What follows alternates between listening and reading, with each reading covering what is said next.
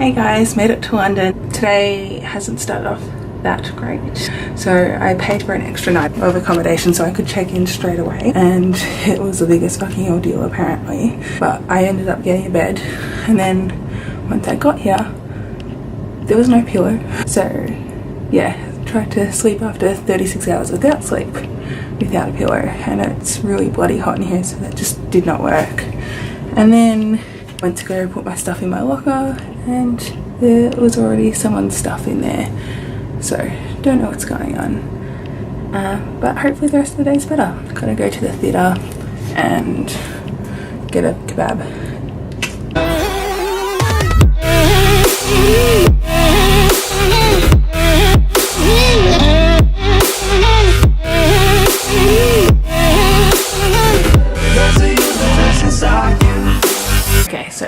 Let me interrupt my own vlog here to fill you in on my night in London. Now, just to recap, I had zero sleep on my flight from Melbourne to London.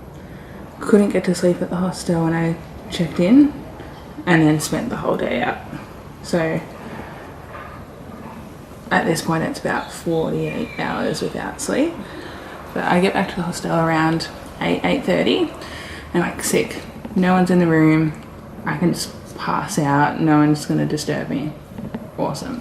The only issue here was London were in the middle of their heat wave, which wouldn't have bothered me for the most part, but there was not a single fan, let alone air conditioning in this hostel. I really struggled to get to sleep, so instead of just passing out straight away like I thought I would after 48 hours, it took maybe about 45 minutes. I was just starting to drift off, and one of my roommates decides that they're going to come back to the room right at that point.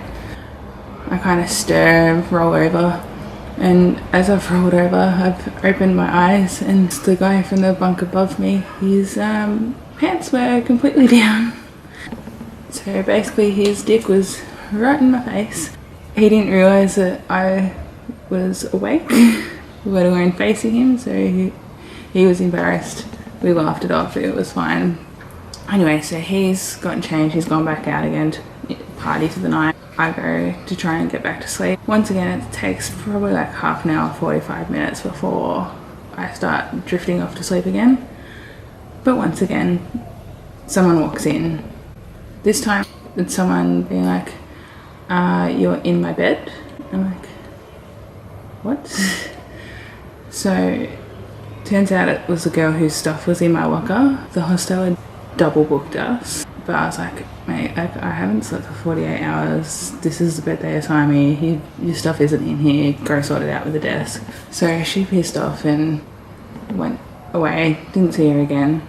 I was a bit like, felt a bit weird because I figured out that they probably didn't wash the sheets that I was sleeping in. So that was a whole other thing, but I was like, whatever, I don't care at this point, I just want to sleep.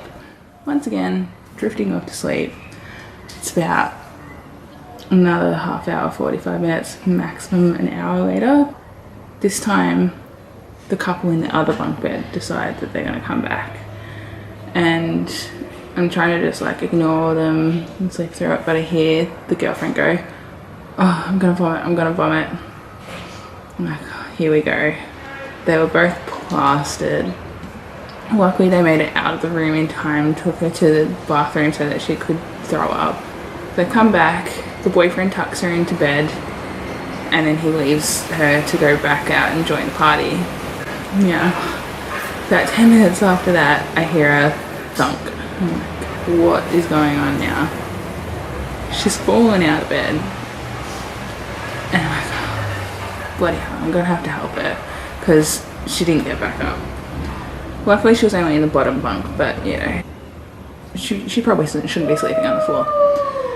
So I go to try and help her up. I'm like, alright, come on, I'll help you up. And she's like, no, 5 more minutes. She's already like half asleep. And I'm trying to grab her, but she's a complete dead weight. And I'm like, come on. And she's like, no, 5 more minutes. I'm like, alright, I'm gonna leave her there.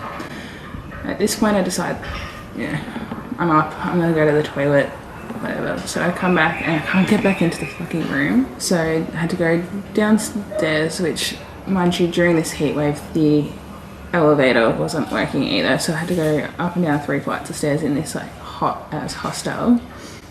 Get down to the desk, they fix up the key, I go back up, but as I'm going up, I see the boyfriend again. Like, dude, like, your girlfriend's fallen out of bed. Can you, like, you're gonna have to help her? And he's like, not again. So apparently this is a common occurrence. Anyway, so we get back to the room. He's like, okay, you're gonna have to help me. I'm like, all right. So we pull her up, and then she gets into my bed. And the boyfriend's just like we kept trying to like force her out, and he's like, you're just gonna have to sleep in her bed. I'm like, I just want to sleep. I was like, whatever. So, like, we tried to get her out again, but she just kind of tucked herself in and passed out again. So I was just like, all right, I'm sleeping in her bed. Like, it's probably about midnight by now. I then, once again, trying to get back to sleep, but like felt a bit weird about sleeping in yet another person's bed. And it just took forever. The girlfriend is also snoring like a trooper. Like, so loud. Struggling to fall asleep again, but I think I might have actually drifted off to sleep this time.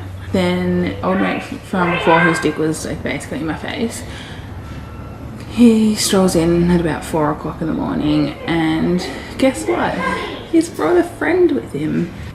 Now, at this point, I was trying to make it very clear that I was still awake. So I'm coughing, I'm like noisily getting my bottle of water.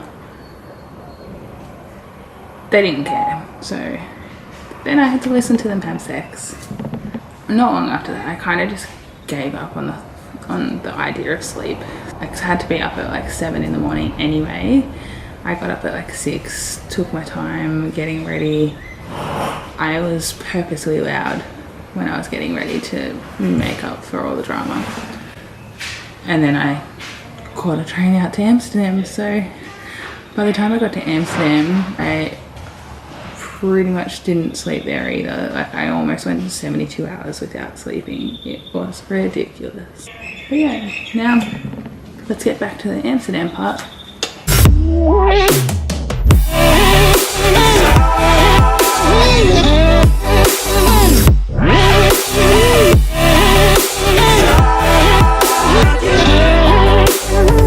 So as per usual, I am failing at vlogging, but I just went to the Anne Frank Museum, or house I should say, which in all the times I've been to Amsterdam I've never actually managed to do, but I'm really glad that I did it this time.